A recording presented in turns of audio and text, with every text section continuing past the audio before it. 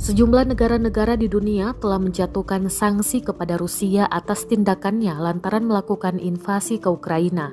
Invasi Rusia ke Ukraina sudah berlangsung sejak Kamis 24 Februari 2022 hingga Senin 21 Maret 2022 dan masih berlanjut.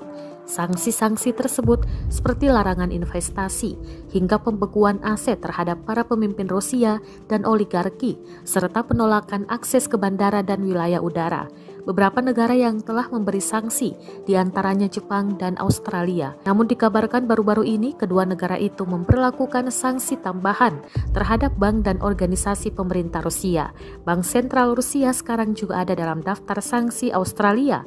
Australia dan Jepang pada hari Jumat 18 Maret 2022 meningkatkan tekanan pada Rusia dengan menjatuhkan sanksi pada individu, bank, dan organisasi pemerintah Rusia.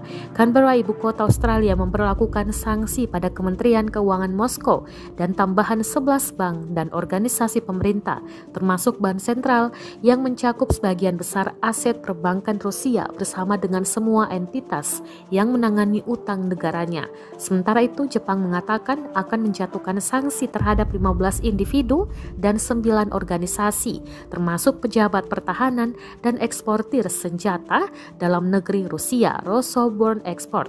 Sanksi tersebut yang mencakup pembekuan aset adalah yang terbaru dalam serangkaian tindakan yang dilakukan Tokyo sejak invasi Rusia ke Ukraina pada tanggal 24 Februari lalu. Hingga kini Jepang telah memperlakukan sanksi terhadap 76 individu, 7 bank, dan 12 organisasi Rusia. Demikian menurut Kementerian Keuangan. Terima kasih sudah nonton. Jangan lupa like, subscribe, dan share ya.